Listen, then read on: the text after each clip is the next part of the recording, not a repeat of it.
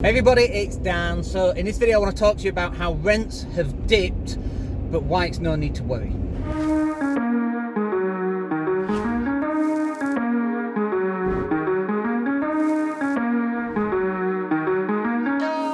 Hey everybody, it's Dan. So we just went to the vets, as you may know from earlier video, and the vets is actually closed. Sorry, it's not closed. Hannah has eaten breakfast, and she was supposed to have some bloods, but she's not supposed to eat breakfast. I didn't know that. We now have to go back tomorrow, which is cool because it means I can do some more videos in the car.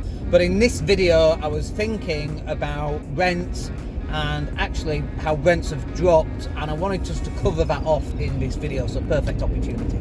So over the last couple of months I have noticed that the rental market has definitely slowed down, and especially over Christmas period it definitely slowed down as well. Whereas before we were getting 15 or 20 leads coming in for a property that was, you know, hadn't been discounted, was at a top price, we're now getting 5 leads on a property that's much lower. So for example, we were getting 995 on a property. We knew that rents were slowing down, so we dropped it down to 895. Our tenants move out next week.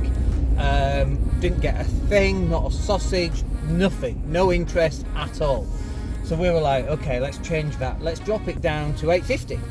Nothing at all. So we're like, okay. And I hate having an empty property. And in the time of COVID, which is where we are, the UK is in lockdown number 400 or whatever number lockdown it is.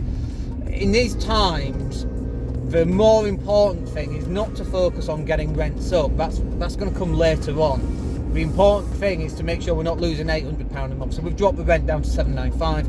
We've got some viewings which tenants kindly offered to do for us today, and I think they'll probably get taken. I mean, it's a grade 2 listed building, top floor penthouse looking thing, beautiful. 795. I feel awful that we're giving it away, but I'd rather give it away and have somebody in than be liable for council tax, let's say. And we're signing people up on 6-month tenancies. If and when COVID finishes, which might be in 2021, and it might not be in 2021, I would rather get a property that's, you know, 25% off, which is what it is really from what it used to be. I would rather do that than have an empty property. I mean, it just doesn't help anybody having an empty property. So we've put it down at 795. But look, this is a temporary thing, and we know this is a temporary thing. I fully anticipate that COVID will have calmed down by the time we get to June, July. When we get to summer, people are back on holidays. We're still wearing masks, folks, and probably still social distancing, but most people will have had the vaccine by then. By September, everything rent-wise is going to be kind of back to normal. The market's going to be buoyant again. There's going to be a lot of people wanting to rent. The only thing I don't know is the impact on Brexit on that, and that might be a reason why rents are currently lower, is because, you know, people are worried. But this thing just needs to settle a little bit so we can see actually where we are once the smoke has cleared with Brexit, with COVID. So I anticipate September rents will be shooting back up, and I actually think rents have dropped. They're going to shoot way up, and this is the reason why I think rents are going to shoot way up. It's because in September, first of all the students come back. They're going to want somewhere to rent. Okay, best time to have a new tenant is in September, when all the other tenants come, because all the properties disappear, all the good ones get taken, including mine, which are good, by the way. I tend not to have crappy properties, and we're just going through decorating properties right now that needed it. So we got good properties. So all the good ones go out first, and they go for top dollar, which is brilliant. So in September, because there's a huge amount of people looking for properties in September, so that's a good time for rents to go up. But also, you've got this situation now where landlords have gone, do you know what? I've not had a paying tenant for since February 2020. I've not been able to evict. I can't get rent off a tenant, and the tenants refuse to move out. I'm done. And a lot of landlords rather, are going to give up being landlords. And what happens when landlords give up? The property goes onto the housing market. Sure, some people might buy it, but a person buying a house doesn't mean there's one less person to rent from. Especially as we've got growing population, growing divorce rates. As I say, we don't know the impact of Brexit, but you've got landlords leaving. Landlords are leaving anyway. Landlords were leaving because of Section 24. Yes, you've had some new landlords come into the marketplace because the UK is on sale right now due to Brexit. If you look at the currency exchange fluctuations, UK is on 20% off sale. You also got Hong Kong buying a lot of UK property because we're trying to get the money out of the UK, so there's a lot of overseas and foreign investors. Plus, you've got the stamp duty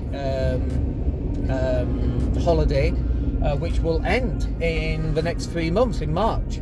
So once that ends, you've then got nobody really buying for investment purposes over the summer period, which is going to be very interesting. Then you get a knock-on effect a few months later when you get to September and everyone wants to rent, and there's less properties to rent and there's less people buying. Sure, people are buying buy-to-let right now. They're foreign people. They're coming in using foreign money to buy this stuff because the UK is on sale and because they have to get the money not just out of Hong Kong but other places too, and because the UK is on sale. So it's this kind of combination of all these different things. I've said this for a number of years now. We've got this, what I call a perfect storm. You've got landlords moving out because of Section 24. Now you've got landlords not being able to recover their properties and have no income. They're either going to go bust or they're going to go, screw this, I'm going to sell. Okay. Then you've got foreign investors buying, so it makes it look like nothing's really changed that much. They're going to leave the market once the stamp duty thresholds change, and maybe if exchange rate goes back up, who knows? But it's Brexit, like who knows? So you've got this perfect storm. Then you've got tenants coming in September. You're going to have rents shooting up. So definitely going into Q4 of 2021 and then 2022. I think 2022 is going to be a spectacular year.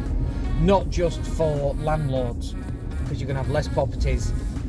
We don't know quite the effects on people coming out of Brexit and going back home. We don't know the effects on that.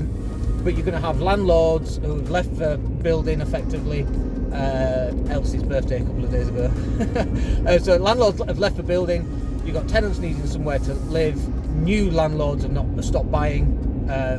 Where are we going to be? And I think rents are going to go up. And I've been saying, you know, for the last couple of years, rents are going up 50%. We definitely went up 25%. We've got this little obstacle in the road, a little bump in the road where rents have definitely dropped. From my point of view, my properties are in Leeds mostly. And so that's the anecdotal evidence. I don't know how it is for everybody else. I don't trust the Office of National Statistics, the ONS. They are liars, quite frankly.